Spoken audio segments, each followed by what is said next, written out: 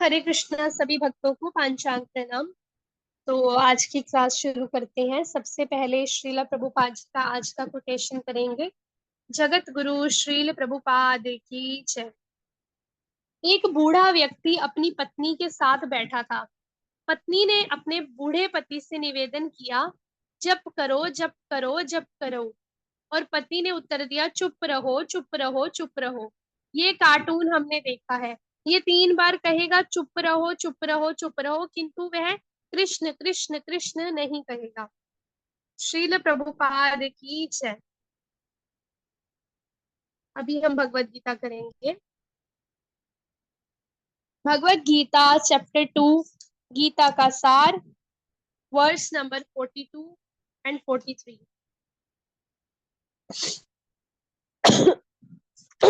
Sorry. यामिमां पुष्पितां वाचं प्रवदन्तय विपश्चित वेदवादरताः पार्थ नान्यदस्तीति वादिनः। कामात्मानः स्वर्गपरा जन्मकरं फलप्रदां क्रियाविशेष बहुलां भोगैश्वर्य गतिं प्रति। अनुवाद। अल्प ज्ञानी मनुष्य वेदों के उन अलंकारिक शब्दों के प्रति अत्यधिक आसक्त रहते हैं जो स्वर्ग की प्राप्ति, अच्छे जन्म, शक्ति इत्यादि के लिए विविध सकाम कर्म करने की संस्तुति करते हैं। इंद्रिय तृप्ति तथा ऐश्वर्यमय जीवन की अभिलाषा के कारण वे कहते हैं कि इससे बढ़कर और कुछ नहीं है। माताजी तात्पर्य।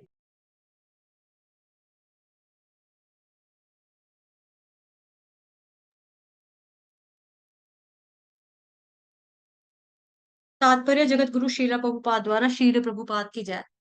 साधारणतः सब लोग अत्यंत बुद्धिमान नहीं होते और वे अज्ञान के कारण वेदों में कर्मकांड भाग में बताए गए सकाम कर्मों के प्रति अत्यधिक आसक्त रहते हैं। माता जी एक सेकंड।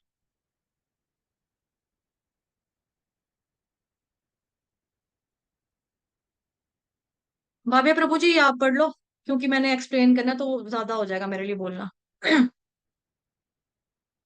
हरे कृष्णा। भाव्य प्रभु जी हो? आप लोगों को को होस्ट कैसे मैं हट पढ़ जाता है? दूं आप लोगों को माताजी? नेट नेट खराब हो जाता है? नहीं नहीं वो है। साधारणतः सब लोग अत्यंत बुद्धिमान नहीं होते और वे अज्ञान के कारण वेदों के कर्मकांड भाग में बताए गए सकाम कर्मों के प्रति अत्यधिक आसक्त रहते हैं। वे स्वर्ग में जीवन का आनंद नहीं उठाने के लिए इंद्रिय तृप्ति कराने वाले प्रस्तावों से अधिक और कुछ नहीं चाहते। जहाँ मंदिर तथा तरुणियां उपलब्ध हैं और भौतिक ऐश्वर्य सर्वसामान्य है। वेदों में स्वर्ग लोक पहुंचने के लिए अनेक यज्ञों की संस्तुति है, जिनमें ज्योतिष टोम यज्ञ प्रमुख है। वास्तव में वेदों में कहा गया है कि जो स्वर्ग जाना चाहता है उसे ये यज्ञ संपन्न करना चाहिए। और अल्पज्ञानी पुरुष सोचते हैं कि वैदिक ज्ञान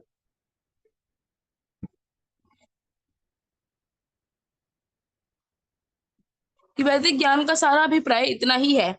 ऐसे लोगों के लिए कृष्ण भावनामृत के दृढ़ कर्म में स्थित हो पाना अत्यंत कठिन है। जिस प्रकार मूर्ख लोग विषैले वृक्षों के फूलों को बिना यह जाने कि इस आकर्षण का फल क्या होगा आसक्त रहते हैं, उसी प्रकार अज्ञानी व्यक्ति स्वर्गिक ऐश्वर्य तथा तजन्नित इंद्रिय भोग के प्रति आकृष्ट रहते हैं। वेदों में कर्मकांड भाग में कहा गया है अपाम सोम मृतम अभूम तथा अक्षयेय वही चातुर्मास याजन सुकृत भवती। दूसरे शब्दों में जो लोग चातुर्मास का तप करते हैं वे अमर तथा सदा सुखी रहने के लिए सोमरस पीने के अधिकारी हो जाते हैं। यहाँ तक कि इस पृथ्वी में भी कुछ लोग सोमरस के लिए अत्यंत इच्छुक रहते हैं, जिससे वे बलवान बने और इंद्रिय तृप्ति का सुख पाने में समर्थ हों। ऐसे लोगों को भवबंधन से मुक्ति में कोई श्रद्धा नहीं होती और वे वैदिक यज्ञों की तड़क भड़क में विशेष आसक्त रहते हैं। वे सामान्यतः विषयी होते हैं और जीवन में स्वर्गिक आनंद के अतिरिक्त और कुछ नहीं चाहते। कहा जाता है कि स्वर्ग में ननद कानन नामक अनेक उद्यान हैं, जिनमें देवी सुंदरी स्त्रियों का संग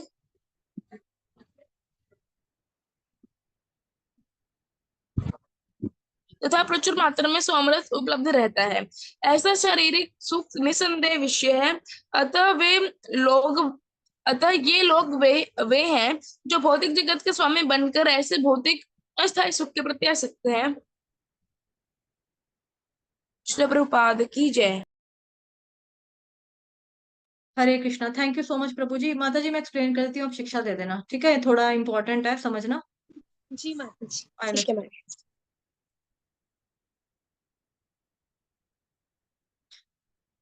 प्रभु जी एक बार पूरा अनुवाद दोबारा से पढ़ दो। सभी यहाँ पे ध्यान देंगे, कुछ लोग लेट आ रहे हैं, प्लीज टाइम पे आया करो। प्रभु जी एक बार अनुवाद पढ़ो अल्पज्ञानी से। जी माता जी। अल्पज्ञानी मनुष्य वेदों के के उन अलंकारिक शब्दों के प्रति अत्यधिक आसक्त रहते हैं जो स्वर्ग की प्राप्ति, अच्छे जन्म, शक्ति इत्यादि के लिए विविध काम कर्म करने की संस्तुति करते हैं। इंद्रिय तृप्ति तथा ऐश्वर्य में जीवन की अभिलाषा के कारण वे कहते हैं कि इससे बढ़कर और कुछ नहीं है। जी प्रभु जी, थैंक यू प्रभु जी। हरे कृष्णा। एक सेकंड। तो यहाँ पर जो शुरुआत हो रही है तात्पर्य की, वो क्या हो रही है? अल्पज्ञानी। अल्पज्ञानी का मतलब क्या होता है? जिनको बुद्धि कम है, जिनके पास ज्ञान कम होता है, ठीक है? जो अल्पज्ञानी मनुष्य यानी कि ऐसे लोग जो कि वास्तव में कम बुद्धिमान है, वो क्या करते हैं? यहाँ लिखा है जो वेदों की अलंकारिक भाषा है। अलंकार के दो देखो मीनिंग होते हैं। एक तो हम लोगों ने हिंदी में पढ़ा हुआ है, उसमें छंद में अलंकार में पढ़ा हुआ। अलंकार का मतलब क्या होता है? तो हमें क्या सिखाया जाता था कि जिस तरह से स्त्री अपने शरीर की शोभा बढ़ाने के लिए गहनों का, अलंकारों का, आभूषणों का प्रयोग करती है, उसी तरह से जो लिटरेचर होता है उसमें जो अच्छे अच्छे वर्ड्स होते हैं उसकी शोभा बढ़ाने के लिए जो कवि या जो लेखक होते हैं वो करते हैं, तो उसको अलंकार कहा जाता है। अब यहाँ पर जो बात की जा रही है वो है वेदों के उन अलंकारिक शब्दों के प्रति अत्यधिक आसक्त रहते हैं जो स्वर्ग की प्राप्ति, अच्छे जन्म, शक्ति इत्यादि के लिए विविध सकाम कर्म करने की संस्तुति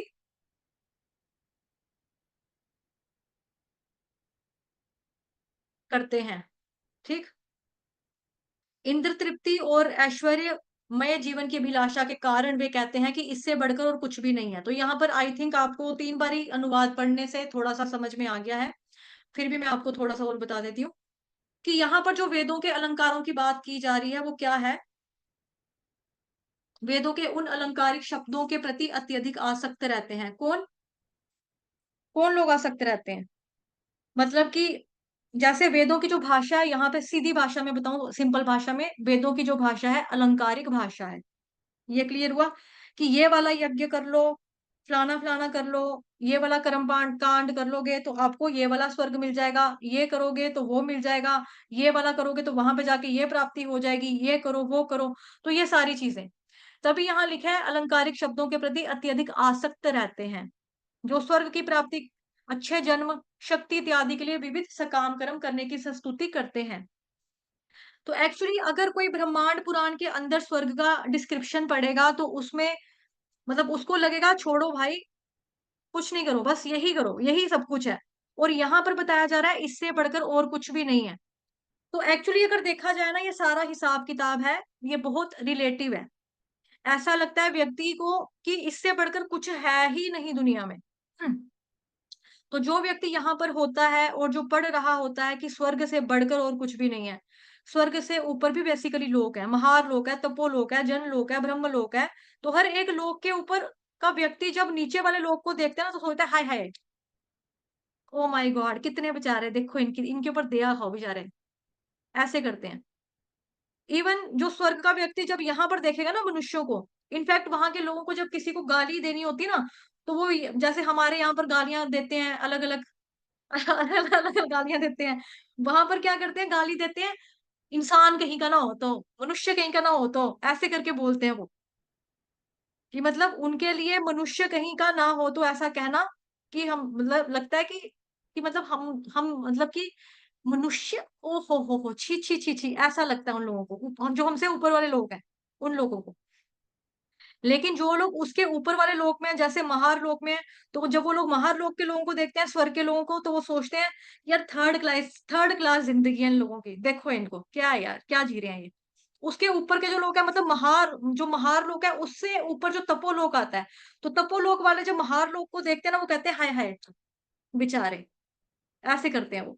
उसके बाद जो जनलोक वाले, वो उनको देखकर कहते हैं ओ हो, और जो ब्रह्मलोक वाले हैं, वो नीचे वाले लोगों को देखते हैं अरे यार बेचारे, ओ हो, ऐसे। तो और जो वैकुंठ लोक में है, वो पूरे ब्रह्मांड को देखकर कहते हैं हाय हाय, ओ हो, ऐसे कहते हैं वो। तो जो ये प्लेजर है ना, तो ये रिलेटिव है, यानी कि यहाँ पर हम सोचें कि सारा कुछ अच्छा है, सब कुछ यही है, उससे ऊपर तो कुछ है ही नहीं, उससे बढ़कर तो कुछ भी नहीं है, नहीं जी, इससे ऊपर भी है, उसके ऊपर भी है, उसके ऊपर भी है, उसके ऊपर भी है, उसके ऊपर भी है, बहुत है। तो इसीलिए वास्तव में रिलेटिव है ये। तो भगवान के धाम में, गोलोक वृंदावन में, मतलब वो जो है हाईएस्ट प्लेजर है, वहां पर सबसे सुप्रीम आनंद वहां पर ही है। लेकिन जो व्यक्ति अभी एक मिनी टारगेट में लगा हुआ है, उसको लगता है कि इससे बढ़कर कुछ नहीं है, तो इसीलिए वो फिर इन्फ्लुएंस हो जाता है। जैसे यहाँ पर लिखा है श्लोका में ऊपर, यामिमाम पुष्पिताम वाचम, ठीक, यामिमाम पुष्पिता वाचम, उनकी अलंकारिक भाषा के प्रति आसक्त हो जाता है। हालांकि कलयुग में तो ऐसा बुरा हाल है लोगों का कि जो वेद हैं, शास्त्र है, उसमें तो लोगों का विश्वास ही नहीं है, तो पढ़ेंगे क्या? उसकी अलंकारिक भाषा भी कुछ है, समझ ही नहीं आएगी उनको। लेकिन अगर ये मान के चलें कि वास्तव में व्यक्ति का शास्त्रों में विश्वास भी है, शास्त्रों में विश्वास होने के बावजूद भी उनको मतलब इन सेक्शन के प्रति बहुत आसक्ति होती है, तो ऐसा व्यक्ति जिसमें भोग की इच्छा होगी, ऐश्वर्य की इच्छा होगी, तो इन सब का मतलब उसके अंदर वर्णन आता है, तो बहुत ज्यादा उसके हृदय को छू जाता है। आप ये कर लो, आपको स्वर्ग मिलेगा, है स्वर्ग मिलेगा। तो मैक्सिमम जो लोग हैं, इवन हम लोग भी भक्ति में आने से पहले हम लोग भी यही सोचते थे कि दुनिया में ना दो ही लोग हैं, एक है स्वर्ग लोक, तो एक है नर्क लोक।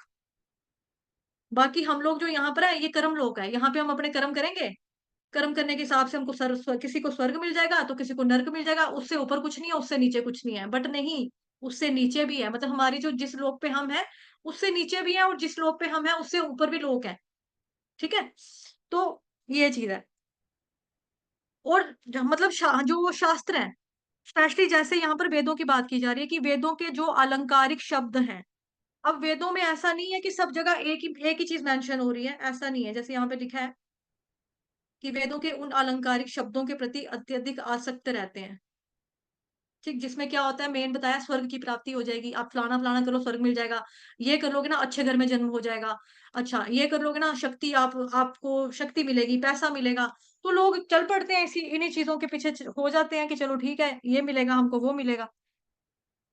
तो एक्चुअली वेदों के अंदर जो है वो 4 सेक्शंस है। पहला सेक्शन जो आता है वो आता है संहिता, फिर आता है ब्रह्मांड, फिर आता है अरण्यक, फिर आते हैं उपनिषद। तो ये ब्राह्मण, वो वाला जो मतलब ब्राह्मण नहीं है जो जैसे लोग होते हैं ब्राह्मण, ब्राह्मण का मतलब बेसिकली ये एक तरह का सेक्शन का नाम है उनका, एक तरह के भाग का, एक तरह के खंड का नाम है उनके वेदों के अंदर। और जो संहिताएं होती हैं वो होती हैं ब्रह्मचारियों के लिए, तो ब्रह्मचारियों के लिए हुआ करती थी, उसमें संस्तुति वगैरह होती है ब्रह्मचारियों के लिए। तो जैसे संहिता, जैसे ब्रह्म संहिता हो गया, गर्ग संहिता हो गया, ऐसी और भी बहुत सारी संहिताएं हैं जो एकदम हार्डकोर भक्ति वाली हैं। लेकिन हाँ, ऐसी संहिताएं, ऐसे सेक्शंस भी हैं जिसमें कर्मकांड वाले सेक्शंस हैं, जो ब्रह्मचारी पढ़ते हैं संहिताओं को पढ़ते हैं, जो गृहस्थ होते हैं वो ब्राह्मण सेक्शंस को पढ़ते हैं, और उसमें गृहस्थ की क्या क्या ड्यूटीज है उसको पढ़ते हैं, और फिर उसका क्या क्या पालन करना है, कैसे कैसे उसकी प्रैक्टिस करनी है। फिर उसके ऊपर आते हैं अरण्यक, ठीक है, फिर उसके आते हैं ऊपर आते हैं अरण्यक। फिर अरण्यक है मतलब उन लोगों के लिए, मतलब जो वानप्रस्थ जीवन में आ गए हैं, अब गृहस्थ जीवन के बाद अब वो वानप्रस्थ जीवन में आ गए हैं, तो उनके लिए होता है अरण्यक। फिर उसके बाद आता है उपनिषद, उपनिषद जो होता है वो आता है सन्यासियों के लिए। तो ब्रह्मचारी, गृहस्थ, वानप्रस्थ, सन्यासी, उनके लिए फिर रिस्पेक्टिवली होगी संहिताएं, ब्राह्मण, अरण्यक और उपनिषद। पर अगेन ये सभी भक्ति वाले नहीं है, ये सभी भक्ति वाले नहीं है, लेकिन हाँ, अगर कोई जनरली देखे तो व्यक्ति इस प्रकार से होता है कि वेदों में ये सब कुछ आता है। तो उपनिषदों में भोग इत्यादि, इसमें आ रही है अलंकारिक भाषा। तो इसीलिए ये बताया गया बिगिनिंग में, मतलब प्राइमरीली, मतलब ये दिया गया हमारे बिगिनिंग में, शुरुआत में दे दिया सेक्शंस कि जिसमें ब्राह्मण आ जाते हैं, उसके अंदर संहिताएं आती हैं, उसके अंदर ऐसे ऐसे करके, ठीक है, एक्स्ट्रा ऐसे ऐसे। तो ऐसे जो ये वाले अलंकारिक शब्द आते हैं जिसमें कि आप ये करोगे तो आपको स्वर्ग मिल जाएगा, वो करोगे तो फलानी चीज प्राप्त हो जाएगी, ये करोगे तो वो वाला लोक मिल जाएगा। तो इतने सालों से आपको मतलब इतने साल की भक्ति करोगे तो इतने सालों के लिए वहां पे जाकर आप वास करोगे, वहां पे जाके एंजॉय करोगे, वहां पे जाके भोग करोगे, वहां जाके ऐश्वर्य मिलेगा, है ना? तो आप ये एंजॉय कर पाओगे, आप वो एंजॉय कर पाओगे। तो जैसा बाकी सभी धर्मों में भी हम देखते हैं कि अगर आप कुछ मासूम लोगों को मारेंगे तो फिर आपको जन्नत प्राप्त होगी, 72 हूरें आपको मिलेंगी। जैसा कि हमने 26/11 मूवी में देखा है ना? जिसमें आपके ताजमहल होटल पे अटैक हुआ था बॉम्बे मुंबई में। कितने बेजुबान मतलब कि मासूम लोगों की हत्याएँ की गई हैं। उस वो आदमी उग्रवादी क्या कहता है? 32 हूरों के लिए किया है मैंने।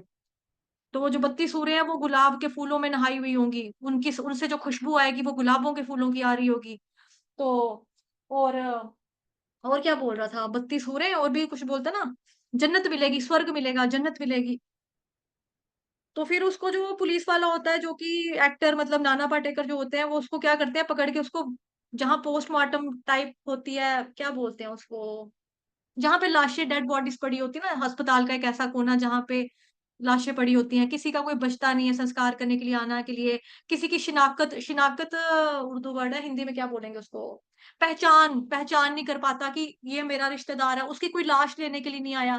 तो उनकी लाशें वहां पर पड़ी पड़ी सड़ रही थी। तो उसने बोला इसको आकर सूंघ के बता यहाँ पे तुझे कौन से गुलाबों की खुशबू आ रही है जो तूने जीते जी कर दिया। ये तुझे क्या लग रहा है तू 32 फूलों के सपने देख रहा है वहां पे जाके जो गुलाबों के फूलों में नहा कर आई होंगी, तुझे वो खुशबू आएगी वहां पे। तो ऐसी जो चीजें होती हैं मतलब कि इससे लोग प्रभावित हो जाते हैं कि वाह यार क्या बात है, इतने लोगों का मर्डर ही तो करना है, बम से उड़ाना ही तो है, इनको गोलियां ही तो चलानी है, बच्चों को अनाथ ही तो करना है, यतीम ही तो करना है, औरतों को विधवाएं ही तो करना है, और क्या करना है? बड़ा मजा है इसमें। लोगों को टपकाओ मारो, मरना तो वैसे भी सबने एक दिन है, इनको मारो और खुद जाके जन्नत में बैठेंगे 32 सूरों के साथ आनंद लेंगे अपना मजे से। लेकिन ऐसा नहीं है। हालांकि कुरान के अंदर वो वाला सेक्शन भी आता है जिसमें कि जन्नत के अंदर मतलब वहां पर खुदा भी है, जन्नत फिरदौस भी है। लेकिन उन लोगों को वो वाला जन्नत का पार्ट चाहिए जहां पर 32 सॉरी 72 हूरें हो, 72 हूरें हो जहां पे। और 32 सॉरी यार 32 क्यों निकल रहा है, 72 हूरों के साथ उनकी शादी हो।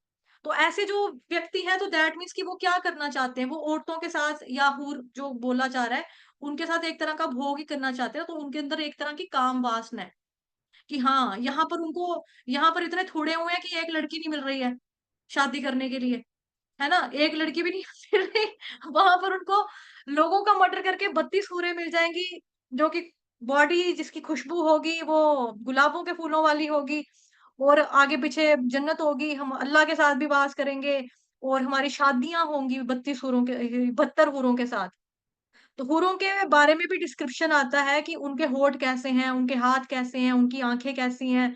तो ये होते हैं बेसिकली अल्पज्ञानी वाले लोग कि जो हूरों को भी कैसे देख रहे हैं, एक नॉर्मल औरत की तरह देख रहे हैं कि ये वाली औरतें जो है ना इधर की हमारी औरतें ये बेकार हैं, वो वाली जो औरतें ना वो बड़ी अच्छी हैं। तो थोड़े दिन पहले नहीं मतलब 1 डेढ़ साल पहले की बात है, मैंने एक वीडियो देखी थी जो रील वगैरह कहते हैं कि आप आपकी इसी धर्म का था, ठीक है? इसी धर्म की एक बड़ी उम्र के एक बुजुर्ग थे, वो एक वीडियो दिखा रहे थे तो उसमें उन्होंने बोला कि आप आप अपनी पत्नी से प्यार करते हैं? कहते कितनी पत्नी, पहले तो पूछा कितनी पत्नी है आपकी? 4 पत्नी है हमारी, हमारे धर्म में लिखा है 4 पत्नियां हम कर सकते हैं। बच्चे कितने हैं? बच्चों की भी फौज थी, कोई हर मतलब 20-22 बच्चे थे। आपको प्यार किसके साथ है? प्यार श्यार तो कुछ नहीं होता है, प्यार तो कुछ नहीं होता है। तो अब आपका कौन सी पत्नी के प्रति अट्रैक्शन है, कौन सी पत्नी के प्रति आपका प्यार है? हमको तो 32 पूरे चाहिए, वहां पे हम जाएंगे जन्नत में, हमको तो वो चाहिए। अच्छा वो क्यों चाहिए? क्योंकि ये वाली जो हमारी बीवी है ना ये लोग पसीने की बास मारती हैं, ये लोग काम करती हैं घर में, एक तो देखो उनके बच्चे भी पाल रहे हैं, उनकी रोटियां भी पका कर दे, ठीक है? और किचन में काम करते करते अगर उनकी बीवियों को पसीना आ रहा है तो उनको उसी पसीने से स्मेल आ रही है, उसके हाथ से खाने में कैंक नहीं आ रही है, वो आपके घर को सफाई कर रही है, आपके माँ-बाप की बूढ़े माँ-बाप की सेवा कर रही है, उसमें कुछ नहीं आ रहा है। बच्चों की सेवा कर रही है, बच्चों को पाल रही है, स्कूल भेज रही है, नहला-धुला के तैयार करके, उसका कुछ नहीं हो रहा है। आपकी सेवा की जा रही है, आपको रोटियाँ पका के दे रही है, उसका कुछ नहीं आ रहा है। उनको क्या दिख रहा है? स्मेल, स्मेल आती है, स्मेल आती है। अब उनका खाना-पीना भी तो वैसा ना नॉन-वेज वाला, लहसुन प्याज खाएँगे तो जो नॉर्मल इंसान भी लहसुन प्याज खाता है, उसकी बॉडी का भी ऑर्डर जो होता है, स्मेल होता है ना, वो थोड़ी अजीब-सी होती है। आप आई होप कि आप लोगों ने इस चीज़ को थोड़ा-सा अभी आप लोग समझ सकते हो। क्योंकि हम लोग भक्ति में हैं और हम लोग लहसुन प्याज का सेवन नहीं करते हैं। इन केस अगर आपका कभी हो जाता है ऐसा, कोई आपके घर में गेस्ट आ गया मान लो, जिस जो लहसुन प्याज खाने वाला है, ठीक है, तो पसीना आया हुआ उसको, तो आपको थोड़ा सा अलग सा उसके लगेगा कि यार इसके पसीने से ना हमारे जैसी स्मेल नहीं है, इसकी थोड़ी सी अजीब सी स्मेल आ रही है। तो ऐसे ही में जो नॉन वेज खाने वाला होगा, मांस वाला खाने वाला होगा, उसकी शरीर की स्मेल सोचो कैसी होगी। अब उन लोगों का खाना पीना भी वैसा है, पत्नियां भी चार चार चाहिए, संतुष्टि एक से नहीं हो रही, बच्चे भी ढेर लगा दिए, लेकिन फिर भी कह रहे हैं 72 हूरे चाहिए, 72 हूरे चाहिए। क्यों? क्योंकि वो खुशबू मारती है, हमारी वाली जो है ना ये बास मारती है। ये चीज तो वहां पे सारा डिस्क्रिप्शन है। बट ये किसके बारे में बात की जा रही है जो मैंने आपको ये सारा बताया? ये बेसिकली कौन लोग हैं? ये अल्पज्ञानी लोग हैं। ये अल्पज्ञानी लोग हैं, जिनकी बुद्धि कम है, जिनका दिमाग कम है, जिनकी बुद्धि कम होती है, वो लोग ऐसी बातें करते हैं। ठीक है, अगर इंसान को वफादार रहना हो, प्यार करना हो, तो एक ही इंसान उसके लिए काफी होता है, ताउम्र के लिए एक ही इंसान काफी होता है, एक व्यक्ति के लिए। ठीक है, उसी के अंदर वो सारी रिश्तों को भी खोज लेता है। कई पुरुष जो होते हैं वो कहते हैं ना कि मतलब हमें ऐसी वाइफ चाहिए जो हमारी माँ की तरह केयर करे, बहन की तरह हम हमें डांटे, और वाइफ की तरह हमारा मतलब हमें हमें मतलब हमसे प्यार करे, उस तरह से मतलब एक इंसान जो होता है वो हर रिश्ता ढूंढ लेता है। जो जिस इंसान को प्यार होता है ना, वो हर एक मतलब एक इंसान के अंदर वो सारी चीजें खोज लेगा। लेकिन जिसको संतुष्टि नहीं होगी तो उसको किसी में भी संतुष्टि नहीं होगी। वो 4 कर ले, 6 कर ले, 4 जायज शादियां करके 5-6 बाहर नाजायज शादियां भी कर ले, उसको कोई भी फर्क नहीं पड़ेगा। क्यों? क्योंकि वो अल्पज्ञानी मनुष्य है। तो इसी तरह से जो अल्पज्ञानी मनुष्य है, वो क्या करते हैं, वेदों में उन अलंकारिक शब्दों के प्रति अत्यधिक, अत्यधिक का मतलब जरूरत से ज्यादा, एक तो हो गया अधिक है मतलब बतेरा है काफी है, एक हो गया अत्यधिक, जरूरत से ज्यादा अटैच रहते हैं। तो उनकी अटैचमेंट किसके प्रति होती है? ये कर लेंगे तो स्वर्ग मिल जाएगा, ठीक है, ये कर लेंगे तो अच्छे जन्म में प्राप्ति हो जाएगी। जैसे जो हमारा 3 महीने वाला कोर्स होता है भगवत गीता का, उसमें भी आप लोगों ने पढ़ा होगा, उसमें भी मैंने आपको एग्जांपल दी थी कि लोगों को ना पीढ़ी दर पीढ़ी चिंता होती है, मतलब जन्म जन्मांतरों की भी चिंताएं होती हैं, जन्मों की चिंता होती है लोगों को, कि जैसे अगर आपको इस जन्म में लड़का नहीं ना पैदा हुआ, तो मैं अगर अमरूद के पेड़ लगाऊंगी ना, तो अगले जन्म में मेरे घर में लड़के पैदा होंगे। तो सोचो, इस जन्म में अगर आपके घर में लड़की हो रही, तो अगला जन्म का भी लोग फिक्स करके रख देते हैं कि अगला जन्म ना मेरे को लड़का पैदा करना है, मेरे को लड़का होना चाहिए हमारे घर में।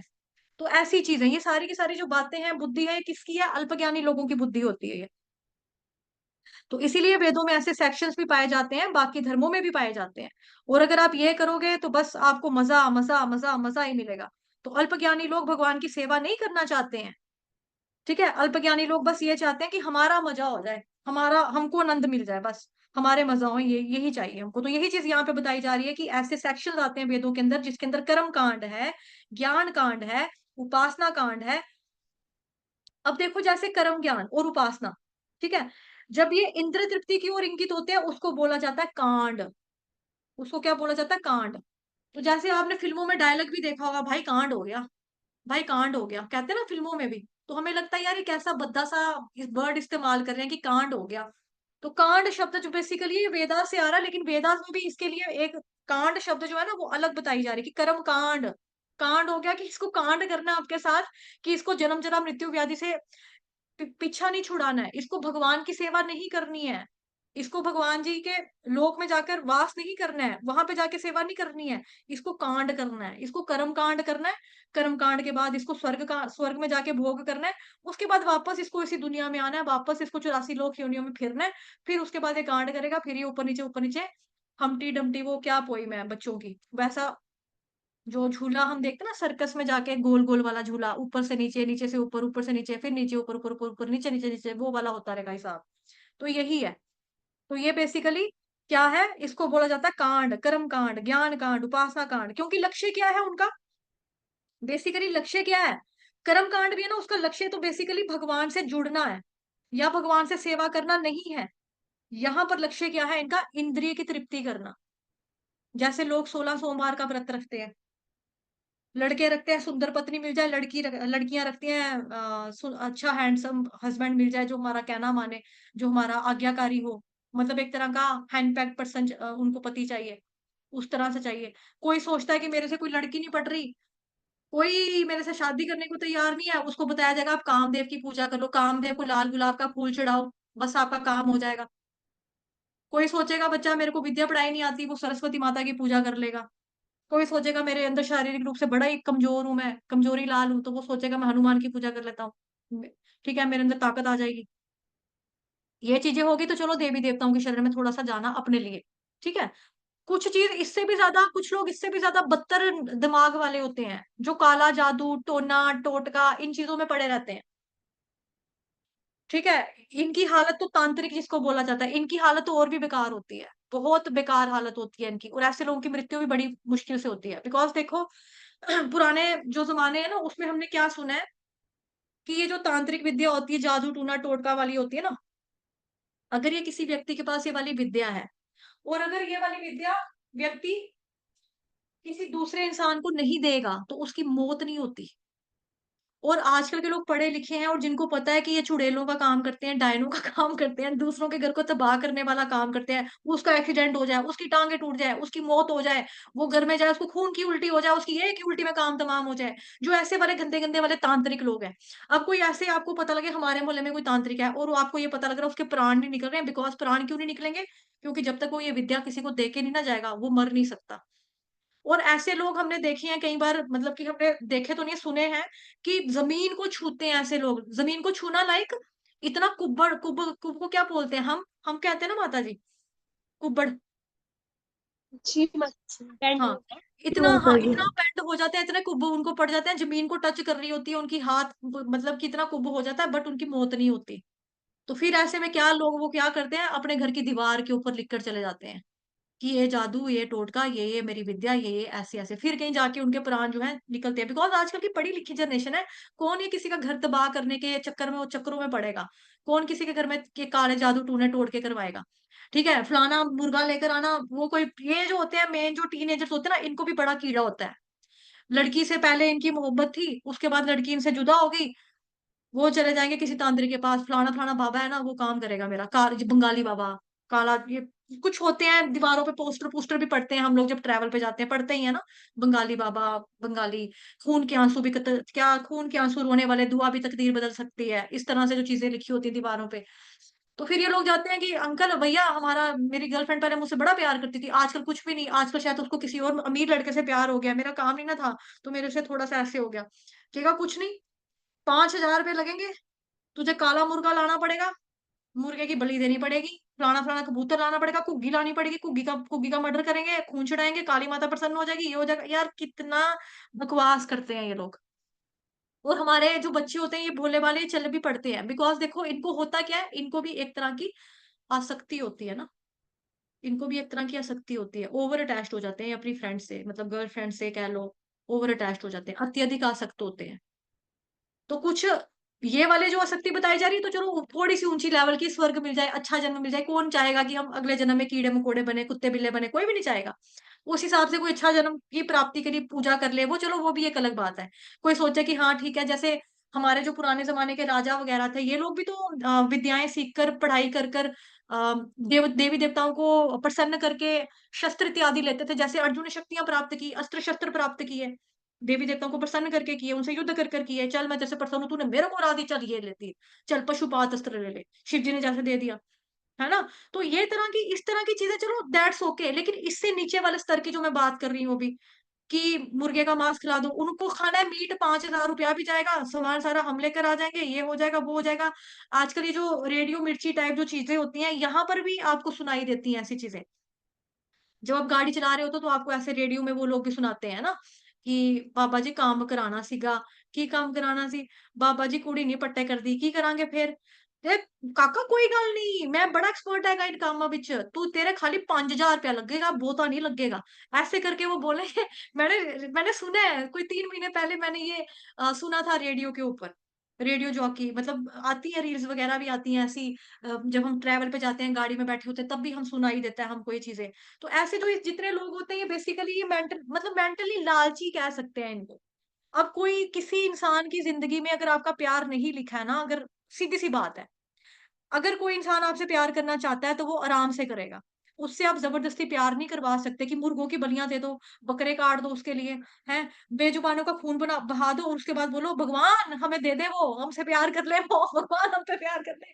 ऐसे प्यार, प्यार ऐसे नहीं खरीदा जा सकता, ऐसे करके प्यार को हासिल नहीं किया जा सकता। ऐसे करके कोई किसी से प्यार नहीं पा सकता।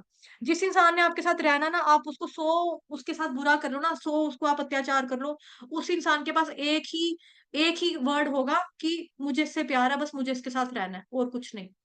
बस उसको पास यही होगा।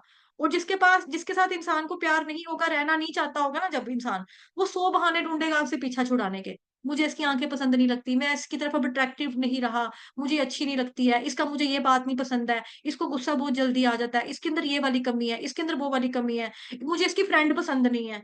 तरह तरह के बहाने दे दिए जाते हैं। तो एनीवेज मतलब जो लोग होते हैं वो यही सोचते हैं कि हम करेंगे तो मतलब मजा मजा मजा। तो बेसिकली उनका जो लक्ष्य है वो भगवान की सेवा करना बिल्कुल भी नहीं है। उनका लक्ष्य अपनी सेवा करना है, अपनी इंद्रियों की सेवा करना है। तो अल्पज्ञानी लोग सोचते हैं हमारे मजा हो जाए बस। तो यही चीज है इसमें, ठीक है। तो जब मतलब कि जैसे, लेकिन अगर जो कर्म कांड है ना, अगर वही कर्म जो है, अगर वही हमारे जो कर्म है, जो पहले इंद्र तृप्तियों की तरफ जा रहे हैं, फलानी फलानी चीजों की तरफ जा रहे हैं, वो मिलेगा ये मिलेगा, उसकी तरफ जा रहे हैं, तो वो क्या हो गया, इंद्र तृप्ति हो गया। लेकिन अगर वो भगवान की सेवा में चला जाता है तो उसको बोला जाता है योग। ठीक है, यही वाले कर्म, यही वाले ज्ञान, यही वाले उपासना कांड अगर हम भगवान की तरफ लगा देते हैं, मतलब ज्ञान को लगा दिया, कर्म को लगा दिया, उपासना को लगाया भगवान की तरफ, तो उसको बोला जाएगा योग।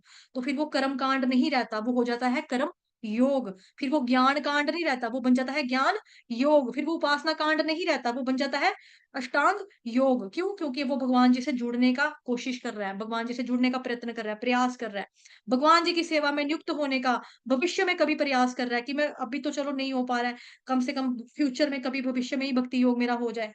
तो सो दैट वेज की ये कांड, कभी कभी लोग पूछते हैं ना कि कर्म ज्ञान उपासना कांड और कर्म ज्ञान उपासना योग, इनमें क्या अंतर है? तो ये अंतर है कि जहां पर कांड शब्द का इस्तेमाल हो रहा है, ठीक है, जहां पे कांड इस्तेमाल हो रहा है, यानी कि ये जो वैदिक अनुष्ठान है, स्वाहा स्वाहा स्वाहा है ना, XYZ, स्वाहा स्वाहा स्वाहा, तो उनका लक्ष्य क्या है? इंद्र की तृप्ति करना, भोग करना, भगवान की सेवा नहीं करना, अपनी इंद्रियों की तृप्ति, अपनी इंद्रियों की सेवा करना। तो इसीलिए ये कांड वाले सेक्शन भी आते हैं वेदों के अंतर यहाँ पर कि यामिमा पुष्पिता वाचम। लेकिन जो कम बुद्धिमान लोग होते हैं वो इनके द्वारा प्रभावित हो जाते हैं। लेकिन ये सारे वेद शास्त्र देने वाले वेद व्यास जी जो हैं, वेद उपनिषद इत्यादि देने के बाद वो खुद भी सेटिस्फाइड नहीं थे। श्रीमद् भागवतम के फर्स्ट कैंटो के अंदर आता है कि सारे वेद शास्त्र मैंने लिख दिए लेकिन मैं खुद ही संतुष्ट नहीं हूँ। फिर नारद मुनि जी आते हैं, कहते हैं अरे प्रभु आप इसलिए संतुष्ट नहीं हो क्योंकि आपने भगवान कृष्ण की तो शुद्ध भक्ति के बारे में तो बताया ही नहीं है, लिखा ही नहीं है कुछ भी अभी तक। आप शुद्ध भक्ति के बारे में लिखो, ठीक है, आपने शास्त्र लिख दिए, ये लिखा वो लिखा। तो फिर उन्होंने लिखा कि श्रीमद् भागवतम महापुराण, और श्रीमद् भागवतम महापुराण करने के बाद वेद व्यास जी संतुष्ट हो गए। तो वेदों का वो सेक्शन जो कि वेद व्यास जी ने कंपोज करके दिया, वो खुद संतुष्ट नहीं थे। लेकिन मतलब देखो ना, जिन्होंने लिखा, जिसको भगवान जी का शाक्य अवतार कहा जाता है, शाक्य ग्रंथ अवतार कहा जाता है, वो अगर खुद सेटिस्फाइड नहीं है, संतुष्ट नहीं है, तो हम लोग पढ़ने वाले कहाँ से संतुष्ट होंगे? तो फिर जब उन्होंने भागवतम लिखा, श्रीमद् भागवतम महापुराण लिखा, तो फिर वो संतुष्ट हो गए। ठीक है, तो इसीलिए दुनिया के अंदर कई लोग हैं जो इंद्र तृप्ति में लगे हुए हैं लेकिन वो लोग संतुष्ट नहीं है। कारण उसका, इंद्र तृप्ति से हमें कभी भी आनंद नहीं मिलेगा। एक इंद्र तृप्ति पूरी होगी, दूसरी मुंह खोल के खड़ी हो जाएगी। आज आपका चॉकलेट खाने का मन है, 5-10 मिनट के बाद रसगुल्ला खाने का मन हो जाएगा, फिर आप सोचोगे यार रसगुल्ला तो ऐसे ही खाया, मुंह कोड़ा जहर हो गया, उससे अच्छा तो आइसक्रीम खा लेते, मजा आता, ठंड भी पड़ती थोड़ी, गले में टिड में जाके ठंड भी पड़ती है, हमें मजा आता खाने का, आइसक्रीम खाना चाहिए था हमें, हाँ हमें आइसक्रीम खाना चाहिए था। आइसक्रीम खाने पे सोचते यार आइसक्रीम रहने दे, बर्फ वाला गोला मिल जाता ना कहीं, कुल्फी मिल जाती ना लच्छेदार वाली, वो ज्यादा मजा आता था यार। हाँ यार वही खानी चाहिए थी। ये हमारा तो ऐसा ही है इंद्र तृप्ति का, ये कभी भी खत्म नहीं होगा। एक के बाद एक इच्छा आपकी मुंह खोल के आ जाएगी, ये नहीं चाहिए, अब ये चाहिए, अब ये नहीं चाहिए, अब ये चाहिए, अब ये खाना है, वो खाना है, यही होता है। तो दुनिया के अंदर कई लोग हैं जो इंद्र तृप्ति में लगे हुए हैं लेकिन वो कभी भी संतुष्ट नहीं होते। कारण, इंद्र तृप्ति से कभी भी आनंद आने वाला नहीं है। इंद्र तृप्ति का पूरा डिटेल देने वाले वेद व्यास जी भी सेटिस्फाइड नहीं थे। लेकिन जब उन्होंने शुद्ध भक्ति के बारे में श्रीमद् भागवतम महापुराण ग्रंथ रहा, श्रीमद् भागवतम महापुराण में बेसिकली उन्होंने चर्चा की, लिखा, पूरा बताना शुरू किया, फिर उनके दिल में जाकर कहीं संतोष आया कि हाँ मैंने कुछ किया, मैंने कुछ लिखा, मैंने अच्छा लिटरेचर लिख पाया, मैं अच्छा मैं कर पाया। तो ये चीज है। हरे कृष्णा माता जी, आप कर लो ऐड थोड़ा, जो मैं पॉइंट्स स्किप कर दिए मैंने वो आप ऐड कर दो, और शिक्षाएं भी दे दो माता जी। जी माता जी वैसे तो आपने सब ऐड ही कर दिया, बट थोड़ा सा मैं कर देती जी हूँ जी बस। जी, प्लीज प्लीज। तो आज का जो वर्ड्स है, जैसे कि माता जी ने बोला कि वेदों में जो है, हम हमें किसकी तरफ अट्रैक्ट होना है, ये हमें कृष्ण की भक्ति जो है, कृष्ण को प्रसन्न करना है, वो चीज हमें माइंड में रखनी है। क्योंकि वेदों का अर्थ क्या है? वेदों का अर्थ है कृष्ण को जानना। तो वो जो सकाम कर्म वाला ये जो पार्ट है, थोड़ा सा जो वेदों में लिखा है, वो किस लिए लिखा है? वो इसलिए लिखा होता है क्योंकि जो लोग नास्तिक होते हैं ना, जो कृष्ण की जो भक्ति में बिल्कुल लगना ही नहीं चाहते, तो उनके लिए ये होता है कि पहले चलो थोड़ा बहुत वो दूसरों के लिए अच्छा काम करेंगे, है ना, गरीबों की हेल्प कर देंगे या जो भी ऐसा काम कर्म कर देंगे, तो उनका जो दिल है वो पिघल जाएगा और वो ऐसे धीरे धीरे करके फिर वो भगवान की भक्ति में लग जाएंगे। इसीलिए वो है। तो मतलब देखा जाए तो पूरा कॉन्क्लूजन क्या है इसका? कॉन्क्लूजन यही है कि भगवान की भक्ति में लगाना। तो वेदों का अर्थ ही यही है, कृष्ण को जानना। तो जैसे कि माता जी ने बता दिया कि भागवतम जो लिखा था जब वेद व्यास जी ने, श्रील वेद व्यास जी ने, तो इसीलिए उन्होंने, उनको जब सेटिस्फेक्शन हुआ तो क्यों लिखा उन्होंने? क्योंकि हमें भी कृष्ण के बारे में जो पढ़ के हमें भी, मतलब आई मीन टू से कि जब उन्होंने भागवतम लिखा तो वो फुल्ली सेटिस्फाइड हो गए, है ना। तो वैसे ही हमारे लिए भी अप्लाई होता है। ठीक है। वो तो खुद भगवान के अवतार हैं, तो हमें, अगर हम भगवान की भक्ति करेंगे तो तभी हम सेटिस्फाइड हो सकते हैं, ना कि ये सकाम कर्म करके और स्वर्ग की प्राप्ति करके। ठीक है। तो एक छोटा सा एग्जांपल लेते हैं, फिर उसके बाद शिक्षा करेंगे। कि जैसे कि एक जी जी, तो जैसे कि एक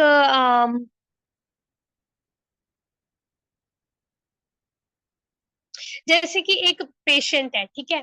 तो पेशेंट को मतलब कि उसको बहुत गंभीर बीमारी है, बहुत ज्यादा बड़ी बीमारी।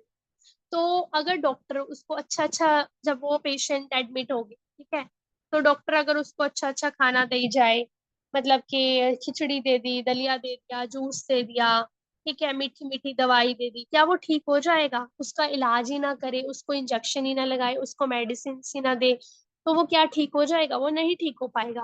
वैसे ही अगर हम भी ये सब चीजों की तरफ आकृष्ट रहेंगे कि स्वर्ग मिल जाए, चलो यज्ञ कर लिया, स्वर्ग के लिए सकाम कर्म कर लिए, तो हम क्या सेटिस्फाई हो पाएंगे? हम कभी सेटिस्फाई नहीं हो पाएंगे। ठीक है। थोड़े टाइम के लिए, कुछ क्षण के लिए ऊपर जाके स्वर्ग अगर मिल भी गया, तो भी हमें बाद में फिर नीचे आना ही पड़ेगा। जैसे ही हमारा टाइम पूरा हो गया, जैसे ही हमने जो अच्छे कर्म किए थे उसके बदले में जो हमने स्वर्ग भोग लिया, उसके बाद फिर से हमें नीचे गिरना पड़ेगा, फिर से हमें वो कुत्ता बिल्ली चींटी ये सब बन के मतलब कष्ट भोगने पड़ेंगे, देखा जाए तो। ठीक है। तो इसीलिए हमें क्या करना है? हमें इन सब चीजों के प्रति आकृष्ट ना होके, स्वर्ग के प्रति, सकाम कर्मों के प्रति आकृष्ट ना होके, इनकी तरफ अट्रैक्टिव ना होके, इसकी तरफ हमें जाना है, कृष्ण भक्ति की तरफ। तो एक श्लोक है, उसको कोट करते हैं, 9.21। ते तं भुक्त्वा स्वर्गलोकं शालं क्षीणे पुण्यं मर्त्यलोकं विशन्ति एवं ते धर्म मनुप्रपन्ना गतागतम काम कामा लभन्ते।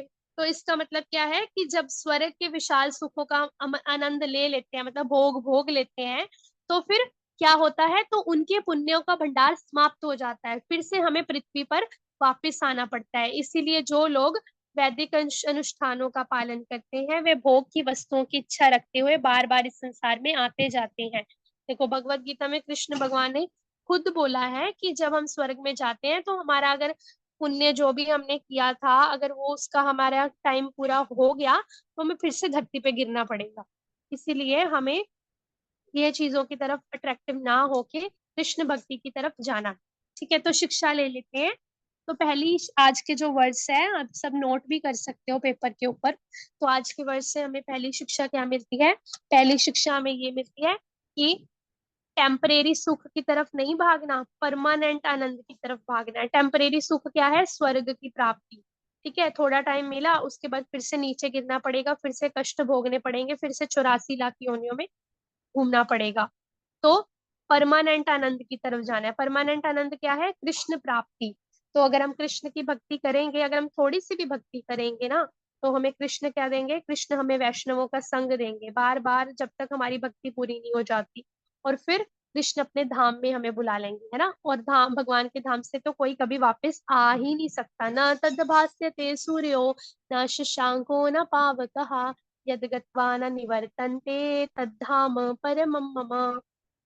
मीन्स कि जो कृष्ण का धाम है, जो कृष्ण के धाम में आ, आनंद है ना, वो उसके सामने करोड़ों स्वर्ग भी बिल्कुल बेकार है। देख लो, भगवान के धाम में अगर भगवान के संग में आप रह के सेवा करोगे ना, तो उसका जो दिव्य आनंद होगा ना, वो हम इमेजिन भी नहीं कर सकते। उसके आगे ये जो स्वर्ग है ना, वो कुछ भी नहीं है। ठीक है। तो इसीलिए हमें क्या करना है, हमें परमानेंट आनंद चाहिए, तो हमें परमानेंट आनंद की तरफ भागना है, टेम्परेरी सुख की तरफ, क्षणिक सुख की तरफ नहीं भागना। तो पहली शिक्षा ये है। तो सेम गोस इन मटीरियलिस्टिक लाइफ, कि अगर हम कुछ टाइम की चीज के लिए, जैसे कोई बच्चा है, ठीक है, कोई अगर वो बोले कि मेरे को ना पीएचडी भी करनी है, मेरे को गवर्नमेंट एग्जाम के लिए अप्लाई करना है, बट चलो ठीक है मैं थोड़ा सा ये कर लेती हूँ, लेकिन वो नॉर्मली अगर कुछ भी ऐसे कर रहा है, छोटा सा काम जो उसके मतलब का भी नहीं है, जो उसको आता भी नहीं है, तो उसको क्या होगा, उसको कुछ टाइम के लिए चलो ठीक लगे, लेकिन उसको वो वाली चीज नहीं मिलेगी, खुशी नहीं मिलेगी। तो जब वो पीएचडी कर लेगा, वो अच्छे से करेगा, तो एक अच्छी पोस्ट पे चला जाता है ना, तो उसका क्या होता है, उसका फाइनेंशियली भी सब ठीक रहने लग जाता है। तो वैसे ही हमें क्या करना है, हमें कृष्ण भक्ति मतलब कृष्ण जप और अपनी इंद्रियों को भगवान की सेवा में लगाना है, ताकि हमें परमानेंट आनंद मिले। ठीक है। तो दूसरी शिक्षा क्या है, दूसरी शिक्षा ये है कि हमें प्रमाणिक गुरु की शरण में जाना है। जैसे कि प्रभुपाद जी ने क्या बताया, प्रभुपाद जी ने बताया चैंट एंड बी हैप्पी, मतलब तुम चैंट करोगे ना तो भी तुम खुश रहोगे, तो उसके लिए स्वर्ग वगैरह सब उसके सामने फीका है। तो हमें चैंट करना है, फोर रेगुलेटिव प्रिंसिपल्स को फॉलो करना है, और जैसे हम कृष्ण की खुशी के लिए जो हम सेवा करते हैं वो हमें कंटिन्यू करते रहना है। ठीक है। तीसरा हरे है कृष्णा। अल्प ज्ञानी। जी जी मैम। करा दो करा दो करा दो। तीसरा है हमें अल्पज्ञानी लोगों की बातों में नहीं आना। अल्पज्ञानी लोग मतलब ये जो जो बाबा वगैरह होते हैं, जैसे माता जी ने बता ही दिया कि ब्लैक मैजिक टोटके कर लो, या नॉर्मल जो बाबा होते हैं कि ये वाला मंत्र जप कर लो, ये वाला मंत्र जप कर लो, इन सब की बातों में नहीं आना। और क्या गया, जो चार सप्रमाणिक संप्रदाय हैं, उनकी उनकी शरण में जाना है, मतलब उनके अकॉर्डिंग हमें क्या है, भक्ति करते रहना है। और अल्प ज्ञानी लोगों में की बातों में आके हमें स्वर्ग की कामना नहीं करनी। ठीक है। तो चौथा क्या है, हमें सकाम कर्मों से भी दूर रहना है। सकाम कर्मों से ये नहीं कि चलो गरीबों को भोजन खिला दिया, नाथ आश्रम खोल लिया, ये सोच के कि मुझे स्वर्ग मिलेगा, ये सब नहीं करना। अगर हमें गरीबों को भोजन खिलाना ही है, अगर हमें सच में अनाथ आश्रम खोलना भी है, तो हम कृष्ण की प्रसन्नता के लिए करें, मतलब कृष्ण को जो भोग लगवाते हैं वो हमें डिस्ट्रीब्यूट करें उनमें। ठीक है। तो जप जप के लिए प्रचार करें, भगवत गीता को डिस्ट्रीब्यूट करें, श्रीला प्रभुपाद जी की बुक्स को डिस्ट्रीब्यूट करें। तो हमें सकाम कर्मों से जो है वो दूर रहना है। पांचवा क्या है, पांचवा शिक्षा हमें ये मिलती है कि हमारा सेल्फिश मोटिव नहीं होना चाहिए। अगर अभी भी आपके माइंड में थोड़ा बहुत है कि चलो कोई बात नहीं, मैं पुण्य करूंगा ना तो देखना मेरे को बाद में भगवान बहुत कुछ देंगे, मेरे को स्वर्ग मिलेगा, मेरे को बड़ा मजा आएगा ऊपर जाके, तो अगर अगर अभी भी आपके माइंड में ये है, तो आपको आज के वर्ड से क्लियर हो गया होगा, तो आप इस चीज को माइंड से निकाल दो। तो हमें किसके लिए कर्म करना है, कृष्ण की प्रसन्नता के लिए। छठा जो है और शिक्षा उससे क्या मिलती है, वो यही है कि वेदों का मतलब कृष्ण को जानना है। तो अगर हम वेदों को अच्छे से पढ़ेंगे, मतलब भगवत गीता भागवतम को अच्छे से पढ़ेंगे सुनेंगे, ठीक है, भक्तों से सुनेंगे, भक्तों के संग में रह के भक्तों से सुनेंगे, तो हम ये जो सकाम कर्मों की तरफ और स्वर्ग में जो सुख मिलने वाले यज्ञ हैं, इनकी तरफ अट्रैक्टिव ना होके कृष्ण की भक्ति में, कृष्ण प्रेम की तरफ अट्रैक्टिव होंगे। तो इसलिए हमें अच्छे से भगवत गीता को सुनना है, पढ़ना है और जप करना है। हरे जी कृष्णा माँ। माता जी। हरे कृष्णा माता जी। प्रभु जी ये मैं श्लोक पढ़ूंगी, आप इसका अनुवाद पढ़ेंगे, ठीक है भावे प्रभु जी। जी माता जी। श्लोक है 9th अध्याय का 20वां। त्रैविद्या मां सोमपाः पूत पापा यज्ञैरिष्ट्वा स्वर्गतिं प्रार्थयन्ते ते पुण्यमासाद्य सुरेन्द्रलोकम् अश्नन्ति दिव्यान् दिवि देव भोगान्। प्रभु जी इसका अनुवाद। जी माता जी। जो वेदों का अध्ययन करते तथा सोमरस का पान करते हैं, वे स्वर्ग प्राप्ति की गवेषणा करते हुए अप्रत्यक्ष रूप से मेरी पूजा करते हैं। वे पाप कर्मों से शुद्ध होकर इंद्र के पवित्र स्वर्गिक धाम में जन्म लेते हैं, जहाँ वे देवताओं का सा आनंद भोगते हैं। ठीक है, अब आप लोगों के लिए होमवर्क किया है कि तात्पर्य खुद से पढ़ेंगे। ठीक है, मैंने अनुवाद के माध्यम से आपको हिंट दे दिया, समझा दिया कि तात्पर्य में प्रभुपाद जी ने बहुत अच्छा लिखा हुआ बताया हुआ है, वहां से आप देख सकते हैं। अगला श्लोक हम देखेंगे। ते तम भुक्त्वा स्वर्गलोकं विशालं क्षीणे पुण्ये मर्त्यलोकं विशन्ति एवं त्रैधर्ममनुप्रपन्ना गता गतं काम कामा लभन्ते। इस प्रकार जब वे उपासक विस्तृत स्वर्गिक इंद्रिय सुख को भोग लेते हैं और उनके पुण्य कर्मों के फल क्षीण हो जाते हैं, तो वे इस मृत्यु लोक में पुनः लौट आते हैं। इस प्रकार जो तीनों वेदों के सिद्धांतों में दृढ़ रहकर इंद्र सुख की गवेषणा करते हैं, उन्हें जन्म मृत्यु का चक्र ही मिल पाता है। ठीक है, तो माता जी एंड कर दो। वांछा कल्पतरुभ्यश्च वाञ्छाकल्पतरुभ्यश्च कृपा सिन्धुभ्य एव च पतितानां पावनेभ्यो वैष्णवेभ्यो नमो नमः। अनंत कोटि वैष्णव वृंद की जय। श्रील प्रभुपाद की जय। हरे जय। कृष्णा सभी को। पंचांग हरे कृष्ण।